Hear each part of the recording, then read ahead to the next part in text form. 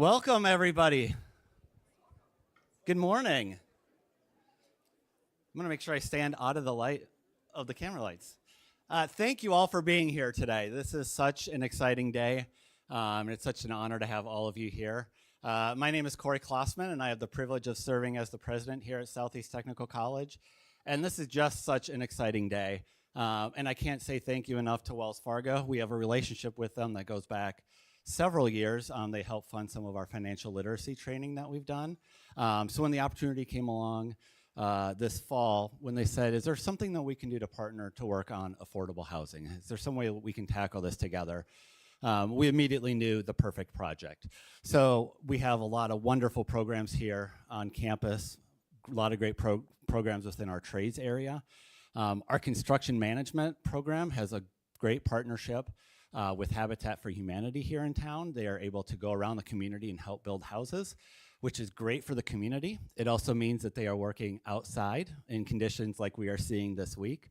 When it's cold, when it's snowy, when it's rainy, they are out there, which is great for the community. Not always the best learning experience all the time. So be able to have a dedicated building where students here on campus can go continue to build houses with Habitat, continue that relationship, work with some of our other trades programs as well, like electrician and plumbing and HVAC, and be able to build those houses for Habitat without having to go into the elements and work in the community is just such a huge benefit. We're thankful to Habitat for that continued relationship, and we're incredibly grateful to Wells Fargo as well for being a partner in this work. So with that, I would like to introduce Jason Rosenberg, who's the head of public affairs for Wells Fargo. You got it. Thank you. Good morning. You know, I've got a great job. I get to lead public affairs for Wells Fargo, but there's a few times where we really get to make an impact. And as I look back on this year, there are two that stand out. The first was in Mobridge, South Dakota. About 6 months ago, we stood with Senate Majority Leader Thuners. He said, when I'm in South Dakota, I'm John. And we invested $1 million in rural and native small businesses. To be able to do what we're doing today with the governor, with the congressman, with the mayor, and most importantly with Mike Rowe, who always comes last in these moments. This is an investment in South Dakota that we are thrilled to be doing. We are chartered in South Dakota. We have 1,500 employees in South Dakota. When South Dakota does well, Wells Fargo does well. I could not be more proud to represent our employees at our 30 branches, our operation centers, our people that have been working in this state since the 1880s, showing the commitment to grow small businesses, housing, and workforce development. This is a fantastic opportunity for the college under Corey's leadership. And with all of you, we are going to see the growth of this great, not just city, but this great state. People coming in needed trades, building homes, offices, and the constructions that needed for the growth for South Dakota to continue. I'm thrilled to be a part of it. This is not a donation. This is an investment that we are making as a leader in South Dakota. And I want to thank all of you for being here. It's going to be a fantastic panel today. But just want to say thank you all. We're thrilled to be here.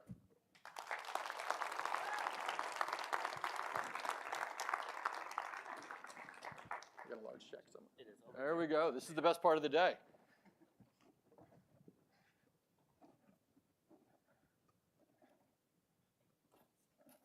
Let's get it right side up here.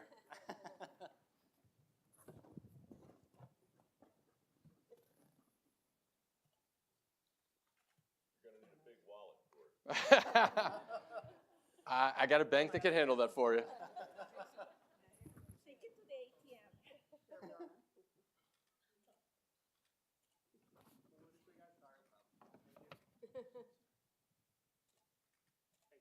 Thank you. Thank you.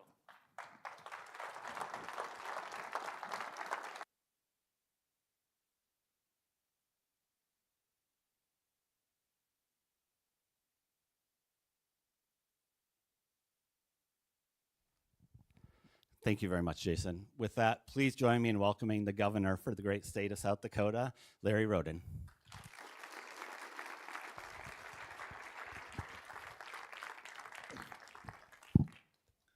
What a pleasure to be here with you all this morning, and especially my old friend. We go way, way back. Mike Rowe, thank you for being here. Thank you for being such an advocate for tech colleges across the United States, but especially in South Dakota, and your work you've done here. We really appreciate that, so thank you for being here. Also, I oftentimes forget the most important person in my life, my wife, Sandy, First Lady of South Dakota. Sandy, if you would welcome her being with us.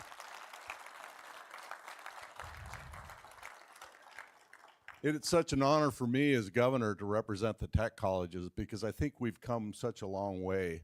And I've talked many times about, you know, the kind of the old school theory that we had to put every peg through that same round hole of a 4-year college degree. And we left behind the idea of service industries in our state and the value there. And I think in recent years, because of a lot of hard work from a lot of very dedicated people in the state of South Dakota, they've realized the value in the service industry and the necessity of it. And especially for me, coming from a ranch in western South Dakota, and in my adulthood, learning that I needed to supplement that income, and having a father that was pretty handy with a welder, it was a revelation to me. And so thank you all in this room for your dedication to the technical institutes in our state, and I'm just proud as can be of the job they've done. Thank you to Wells Fargo for the investment that you've made in South Dakota. You know, I just finished my budget address last Tuesday and talked about my support for technical education. We invested $6 million right here in Southeast Tech for the new Center of Advanced Manufacturing. I won't get into all the details about that facility, but it will increase student capacity by 130 students in several programs.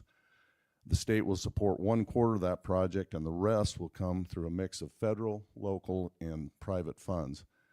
My budget also supports $4.3 million in one-time investment in equipment upgrades for all 4 technical colleges. So all of that to say that we invest in technical colleges in South Dakota. We appreciate what they provide for the future of our workforce, and thank you all again for being here and for your support of our technical schools. I have a proclamation. I get to write proclamations, and as governor. So I'm excited to read a proclamation for Southeast Tech. Executive proclamation from the state of South Dakota, the Office of the Governor. Whereas Southeast Technical College has long served as a cornerstone of workforce development in Sioux Falls and across South Dakota, preparing students for careers in high-demand fields such as construction trades and manufacturing, and whereas Southeast Technical College demonstrates an unwavering commitment to trade education by providing students hands-on training in essential fields and helping meet critical labor needs, and whereas on December 5th, 2025, students, educators, community leaders, and distinguished guests, including actor and television host Mike Rowe, and representatives from Wells Fargo will gather in Sioux Falls to celebrate the program's achievement and showcase the importance of trade education. And whereas Wells Fargo has announced a donation of $2 million to Southeast Technical College for construction of a home building lab, which will enable a nearly 50% increase in enrollment and graduates over the next decade. And whereas the state of South Dakota recognizes the importance of investing in trade, education, and community-driven solutions that prepare the next generation for meaningful careers and civic contribution. Now, therefore, I, Larry Roden, Governor of the state of South Dakota, do hereby proclaim December 5th, 2025 as Southeast Technical College Day in South Dakota. Thank you all. Congratulations. Thank you for your investment.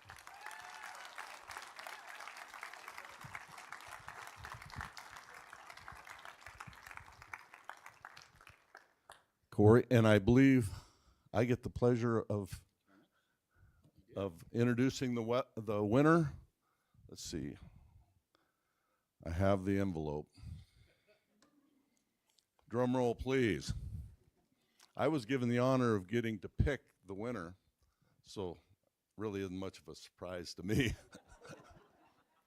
probably won't be much of a surprise to you. I'm sorry, had to go to welding, the welding class. So, and I will say this, you know, that grew up on a ranch and supplemented my income. I had a dad that was very handy with a welder, and so I learned to weld at a young age. It was my MOS in the military, but it was a godsend growing up, because in years when the ranch was pretty sparse, the income, cattle market hasn't always been what it is today. In fact, this is the first year I really missed my cows. But, you know, just you look at across our state, and we did the Open for Opportunity tours for months, and the number of businesses we visited, dozens and dozens of them, it was welding was, you know, a key component in that. So congratulations. Thank you all for allowing me to be here and say a few words. Thank you, Corey. Thank you. And if we actually have some prizes for our welding students, if they're here, if you don't mind coming on down, our welding students in here. Come on down. And Governor, if you don't mind, if you wouldn't mind taking a quick picture with the students.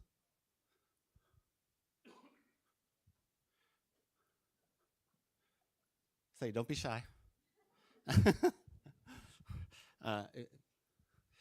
Well, we have sweatshirts for you as well, either if you want to choose one of them. And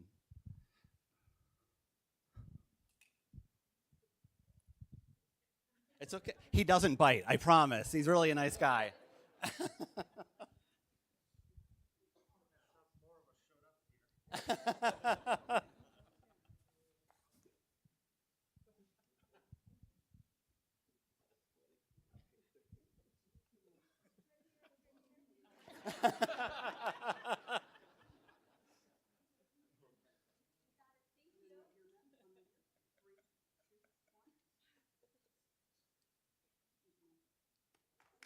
Congratulations again, guys. Thank you. And thank you very much, Mr. Governor. We're very honored to have the support of so many state leaders here in South Dakota. So with that, would you please join me in welcoming the Honorable Dusty Johnson.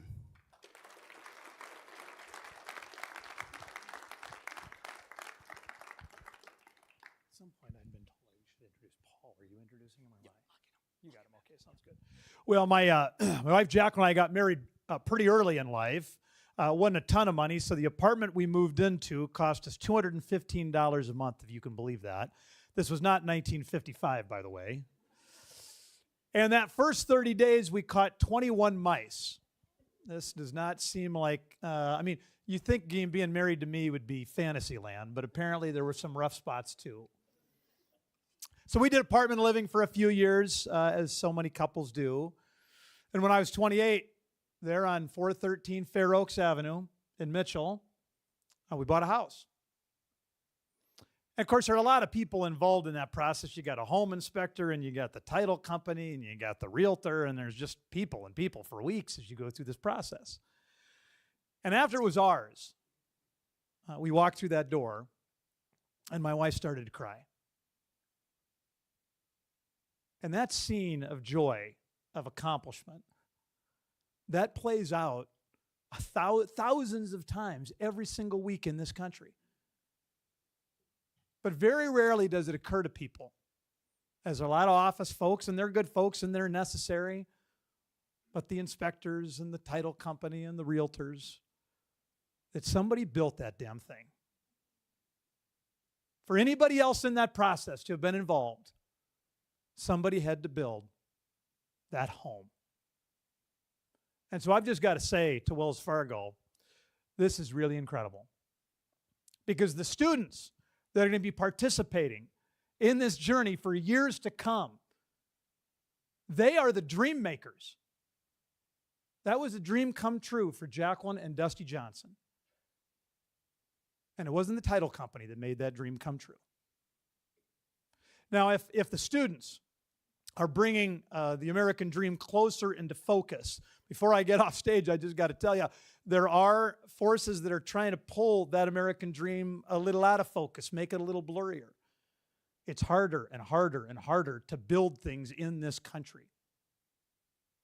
The same road project that you can get permitted in 6 months in Germany, you can't get done in 6 years in America. The same energy project that you can get cited, permitted in Canada or in Australia in 2 years, you can't get done in 7 years in this country. There are too many people making it too hard to build things. And so I've just got to say to the students, yes, thank you for being the dream makers who build things, but also as citizens, every single day when you hear people talking about public policy, remind them that if we are going to grow South Dakota, if we are going to grow this country, it has got to come from big projects and from big ideas. You're not going to have the trades be healthy if this is not an economy that is growing. I got to meet Mike Rowe when I was chief of staff to Governor Dugard because the Build Dakota was coming into focus, and it's one of the greatest accomplishments in this state's history. It is transforming the lives, not only of the students, but of the businesses who are able to identify their leaders of the future. And then I just saw the excitement that Mike Rowe could bring to any crowd because the message I'm delivering, he's been delivering in much bigger platforms for a lot longer than I have. I don't know why people are always so much more excited to see him than me, but I guess that's life. And I'll close by saying this. We can't build Dakota as a mechanism is great, but it doesn't mean anything if we're not building South Dakota. And so, yes, as professionals, but also as citizens, do what you can to build this great state. Thanks for having me.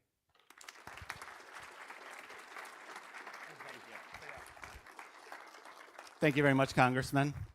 And finally, I mentioned all the great community leaders and support that we have. That includes our mayor right here in Sioux Falls. Please join me in welcoming Mr. Paul Tenhinken.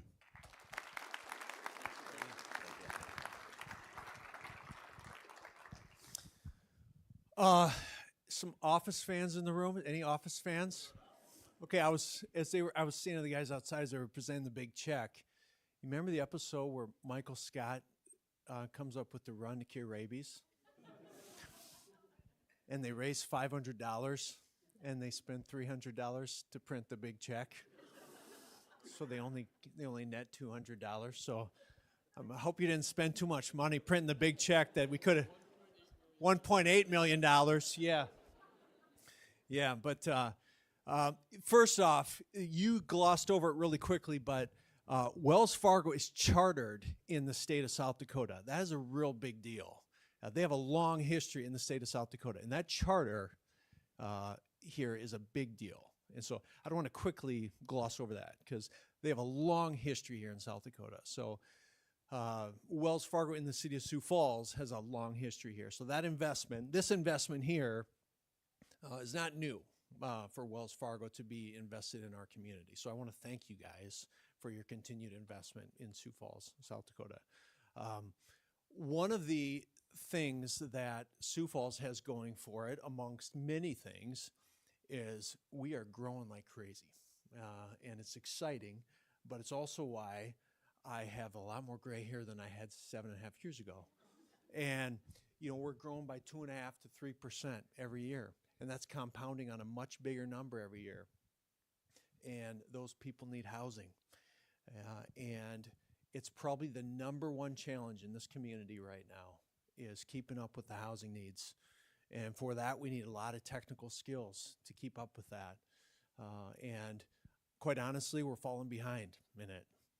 And people always ask me, I'm the kind of the throat to choke for every problem in a community, but it's, Mayor, what are you doing to create more housing? Affordable housing, workforce housing, all the way up to move-up housing and luxury housing. And the mayor can only do so much, right? The one thing we are doing is we cut red tape and we try to make it easy for developers and home builders and try to run City Hall like a business so that we can get permitting done quickly and so forth. And it's funny, I was talking to a guy who he used to build homes here in Sioux Falls, and then he moved to Austin, Texas about 10 years ago. And now he develops in Austin, Texas. And he recently annexed a piece of land in to build some homes. And it took him a year and a half to get that rezoned, year and a half, so that he could build these homes. And now that rezone is so valuable that he has the chance to flip that and sell it to another developer and just make money, because he went through all the hassle to work with the city and the city council and all the red tape, because that rezone is worth so much money now. And we rezone stuff like on a Tuesday night, like no problem, you know. And so we cut through all the red tape. What we can't do is crank out the workforce. That's not the city's role, really. We rely on Southeast and in places like this. The other thing we rely on is public-private partnerships, right? One of the greatest things about this state, thanks to Governor Roden, Governor Noem, Governor Dugard, legislators, we have a low-tax economy. We're a low-tax state. It's great. The downside of that is we don't have millions and millions of bucks we can just pump into Southeast to keep up with all the needs. We rely on the Wells Fargos of the world to put money into our economy, right? And so we would not be able to do this without partners like this. So on behalf of the city, thank you guys for helping keep our economy humming, for helping contribute to our workforce through a program like this. And to Mike, Tuesday night, brother, I got a council meeting. And if you want to see a dirty job, you come with me. Too filthy. Some jobs are too filthy, he says. Yes. So, but on behalf of the city, Wells Fargo, Southeast, you guys keep doing what you're doing. We appreciate you more than you know. So thank you. Thank you very much. Thank you. All right, thank you very much. And with that, I would like to ask Jason to come up and introduce our panel.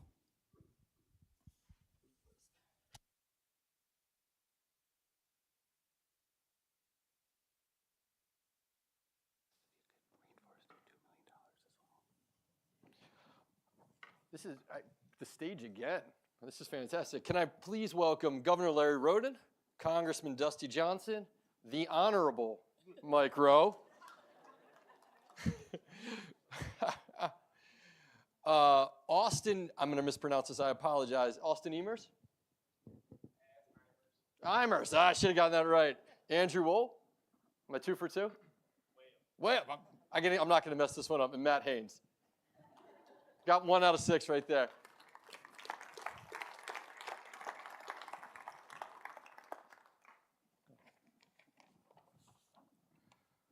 Let's start with the governor here. You're a welder. What advice do you have for all these students up here right now as they're going through their journey in technical college and obviously going to be staying in South Dakota and helping continue to build South Dakota? What advice do you have for them as they continue their journey here at Southeastern Technical College and help South Dakota continue to grow? Well, I think There we go.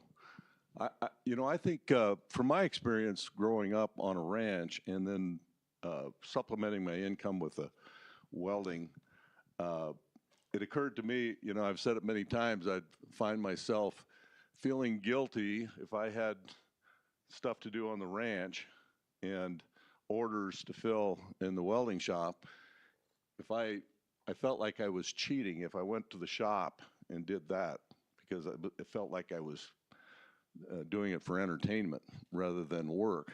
And so it occurred to me for the young people, and I think there's an expression, you find what you do, what you love to do, and do that for a living, and you'll never work a day in your life. And so I think that's probably the best advice I can give young people when you're trying to decide on a career and the proper form of education to follow that dream, whether it's a 4-year degree or a 2-year degree in a technical college. Find what you love to do and follow that. Thank you, Governor. Congressman, you talked a lot about public-private partnerships. Yeah, you spend your time between here in South Dakota and in Washington.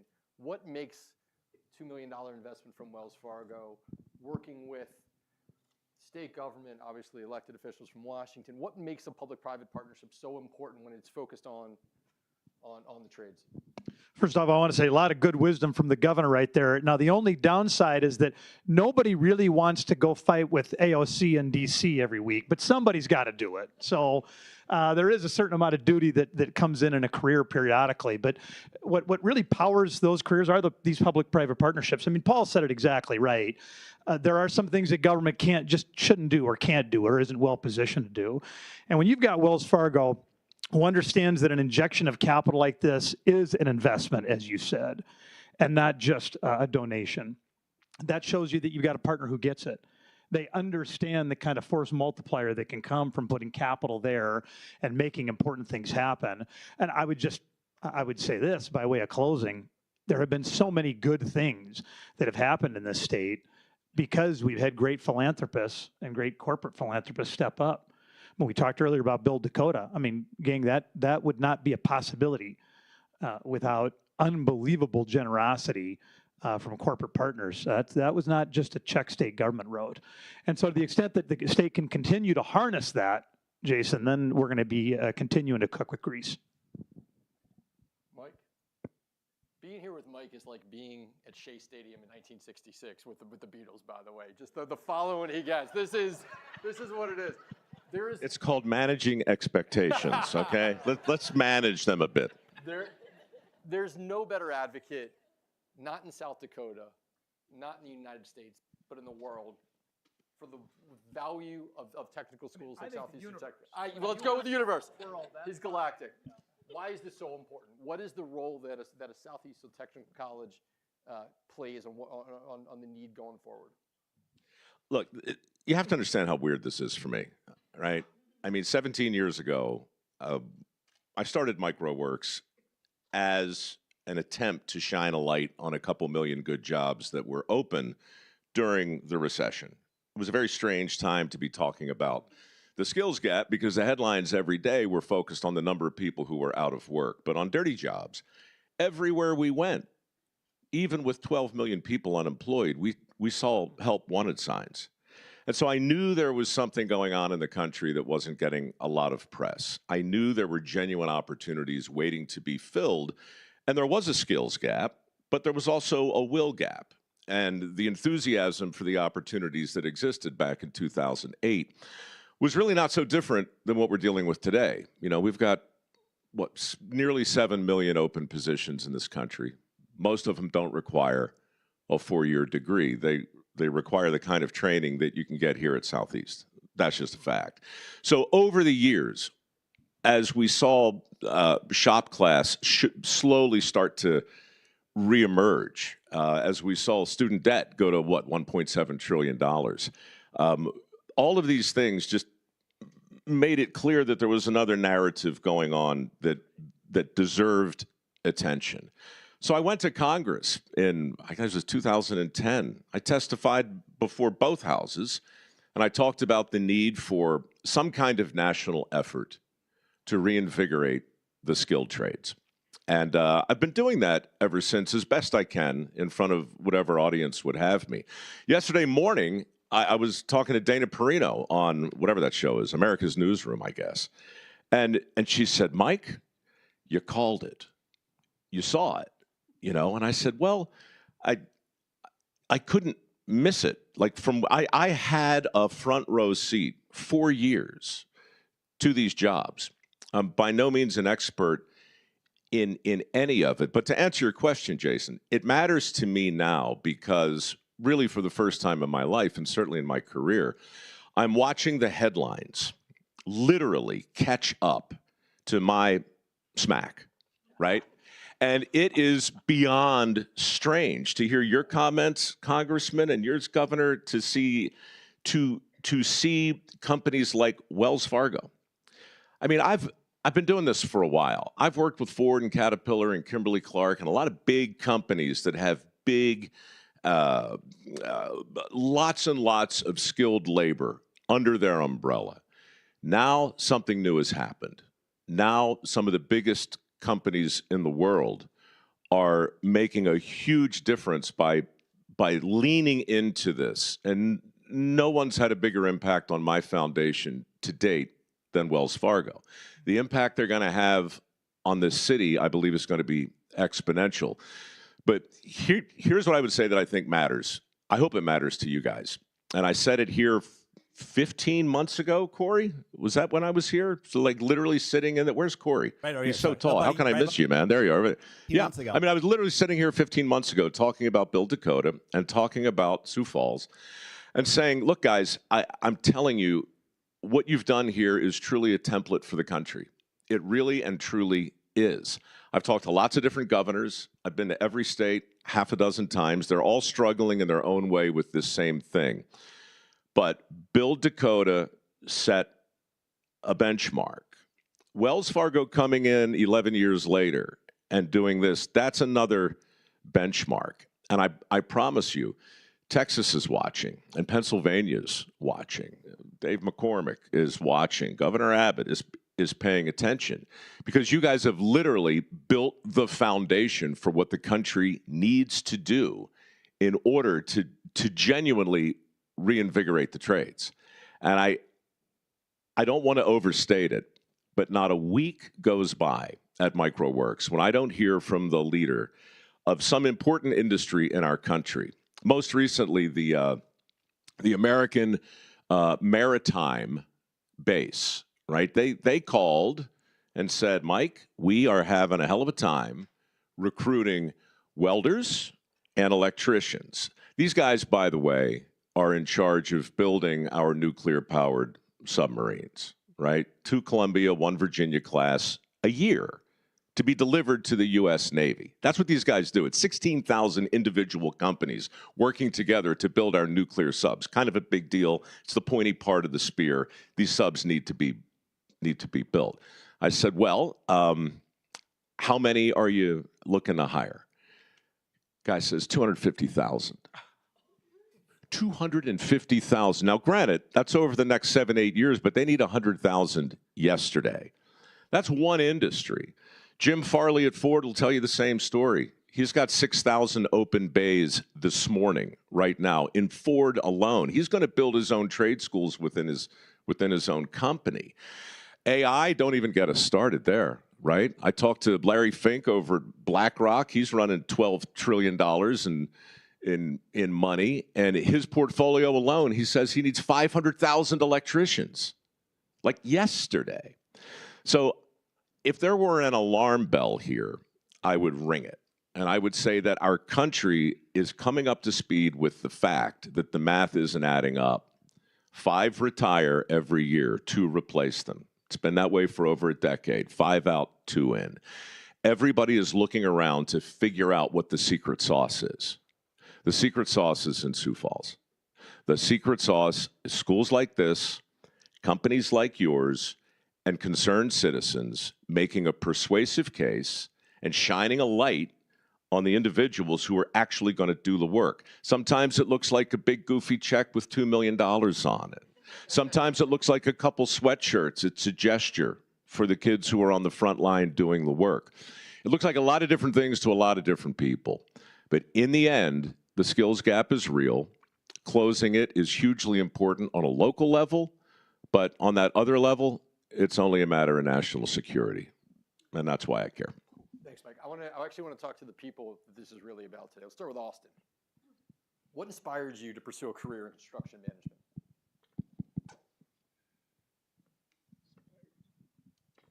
No pressure, kid. Well, I'll first off saying like when I grew up, I loved hands-on stuff and activities, and I didn't know if that would be electrical, welding, like what part of the construction I would do. So I kind of been going around doing a little bit of everything, seeing everything, and then in high school I was doing that, and then once I graduated, I finally picked. I was like, yeah, I think I want to build houses or even run jobs someday. So that's what got me to pursue this program. That's great. Andrew, I want you to think back to your time as a student here. What's one or two things that you've learned that would be most valuable in your job today? What is it you took away from your work here? I'd say the biggest thing is that you got to take risks on younger people sometimes. When I moved down here, I started working for a company, and they told me, like, yeah, you're just a young kid. We don't know what we can do for you, but we'll give you a shot. And I think that's the biggest thing. You got to give younger people a chance to show that they're worth it. And I had to prove myself, basically, and it worked out for me. Matt, we're going to get a faculty view here. And there's a shameless plug coming in the middle of it, so just going to make sure we're aware for it. The new Wells Fargo Home Building Lab. Trademark that right there. I like it. How's it going to impact? What's it going to mean for students? What is it going to mean when you've got the ability to have two houses in an internal environment, when you've got snow coming down in December and the negative wind chill is happening? From a faculty standpoint, how do you see it working? It's going to mean so much. So I'm very thankful for Wells Fargo and all that make it happen in this state. And it's going to mean we're going to be working inside and not out in negative 20-degree wind chills. And I don't have to scream I don't have a loud voice, as you guys can tell. I don't have to scream at the top of my lungs over 40-mile-per-hour winds and make sure all the risks are analyzed and, like no ladders are slipping on the ice. And it's going to mean a lot to the learning environment at Southeast Tech. So we got a little bit of time here, so I'm going to try and see if I can go quick. Governor, we keep hearing about the growth in South Dakota. What industries do you see benefiting the most from the growth of Southeast Technical College, having the Wells Fargo Home Building Lab, just that investment in the trades? How do you see it helping grow South Dakota? Well, I think we see it right here in front of us today. Workforce is the biggest problem facing all the states, and we have a leg up in South Dakota because the mayor talked about the growth in the population in Sioux Falls area, but that's in a lot of areas in the Black Hills area. So workforce and workforce housing and affordable housing.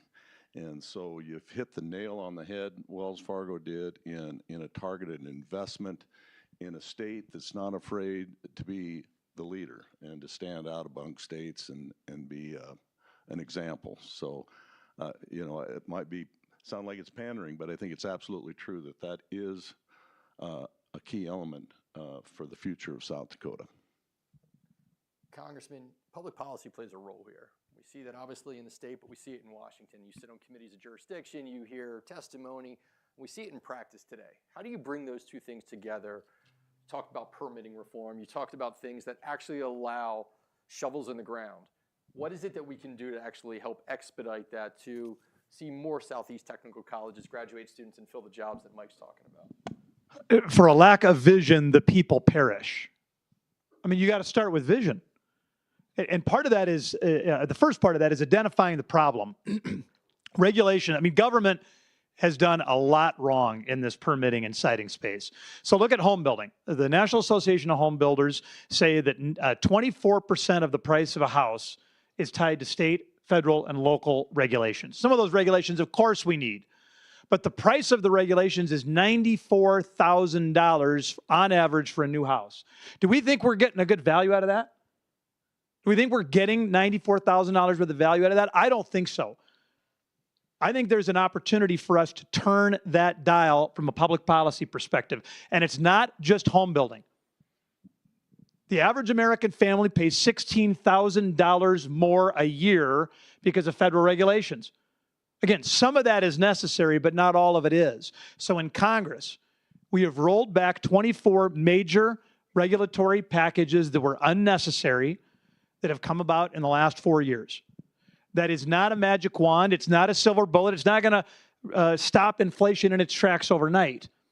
But it is going to put downward pressure on it's going to give us an opportunity to reclaim that American dream from an affordability perspective. If your view of how to make things more affordable is to just write everybody a bigger check, I'm sorry, it's not going to work. it's just going to trigger hyperinflation. We need to dig deeper from a public policy perspective to figure out what is the right role of government and what is not. And I would tell you, we're doing way more of that in DC over the course of the last year than I think most people realize. We're almost time here to give Mike the last word here, Mike. And I say this, Mike and I are from the same part of the country, which doesn't seem to get how to do this right. What makes South Dakota, and you talked about it, you said Texas is watching, you said Pennsylvania is watching. We're both from Baltimore, Maryland, which you got to say it correctly. And Baltimore. What is it that folks in, whether it's Baltimore or Texas or Pennsylvania, can learn from South Dakota? Well, as you were talking, I was thinking a year ago, next month, I was standing on the roof of my my office building. What do you got, a state to run, governor, or something? But honestly, this is devastating. I hope somebody's recording this. Yeah, Mike started talking. The governor's like, I can't. I just can't. Yeah. Leave when I talk, Governor. Yeah, you blend right in, Governor. You're super subtle. Thanks, Sandy. Have a great trip. There's the governor, everybody.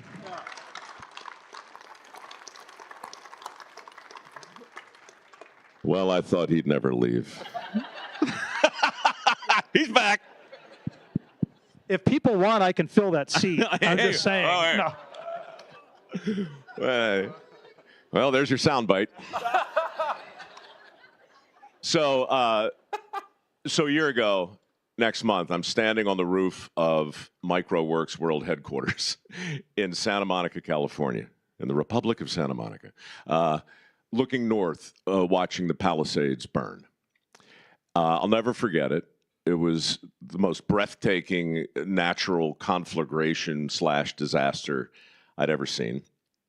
Far from Baltimore, but that's where I live. And my partner, Mary, she's evacuating her house. And I'm watching thousands of people lose everything they have from the top floor of my office. And the next morning, I listened to the mayor there, and I listened to the governor, and all of them vow to your point, get all this crap out of the way. We are going to re-permit. We are going to put everything. Well, they didn't. They looked us square in the face. To this day, less than 100 permits have been issued in the Palisades. There are 1,000 homes. Like 6 houses have started. They're marching through quicksand. The same things have happened in Baltimore, not as a result of natural disasters, but as the result of many decades of policies that have had a long list of unintended consequences that have created the very shortages that we're talking about in our home state. And you know what? The people are coming, I think, to the realization that something just is fundamentally broken, and they're looking in unexpected places for unexpected solutions. That's my answer to your question. That's what this is. This Sioux Falls, to me, and forgive me, I don't mean to reduce this place to a focus group or some kind of experiment. You're not that. In fact, the most important thing you can do is to get it right for Sioux Falls, because all politics, as you may have noticed, are local, right? But everybody's looking. Everybody is desperate for a template. And that's why this really, truly is a big deal, because Baltimore can learn an awful lot about what can happen if you emphasize one form of education, in this case a 4-year degree, at the expense of all the others. What will happen if you tell a whole generation of kids they're screwed if they don't get a 4-year degree? You know what will happen? They'll borrow whatever it takes to get that thing. And then they'll struggle for years to pay that debt off. And they'll have their degree, and they will be credentialed, but they will not be trained to do a thing that's in demand. That's the headline here. This school exists to train young men and women for skills that are in demand. And because the mayor is absolutely right with regard to the exponential speed that this place is growing, everybody's going to start looking. And because Wells Fargo is correct to bet on the place where they're chartered, but not just because of that, but because good things are afoot. We're writing a story right now that can be told locally, on a state level, and on a national level. People are going to read the story. They're going to take inspiration from it. And that's when we all come back here in a year or two and take a proper victory lap. So we're going to close, but I'm going to turn it back to Corey. But I do want to say one thing. If you think the big check is important, or waiting for the big scissors to come and cut that ribbon in a year where we actually open this up, because the big scissors outdoes the big check every time. Please join me in thanking Mike Rowe, Congressman Dustin Johnson, Matt, Austin, and Andrew. Thank you. Thanks, Matt. Thanks. Good job. Awesome. Awesome. Thanks. Likewise. Congrats, dude. Thank you. Thank you very much, gentlemen. Appreciate it. Before we wrap up, there is one final thing that I want to say. We've talked a lot about the partnership between Southeast Tech and Wells Fargo and the investment of Wells Fargo and Southeast Tech. That only happens because of the great work that is happening here with our faculty and staff. And so I just want to say thank you for all of that great work that is happening that makes investments like this possible. I couldn't ask to be part of a better team. And so I want to thank all of you as well for everything that you're doing for the community of Sioux Falls and for the state of South Dakota. So thank you.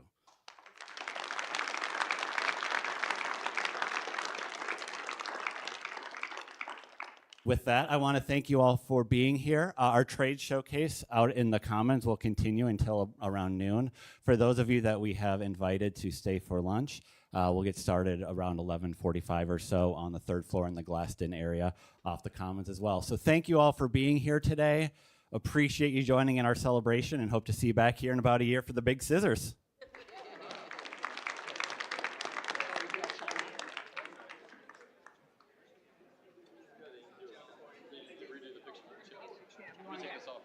Sorry.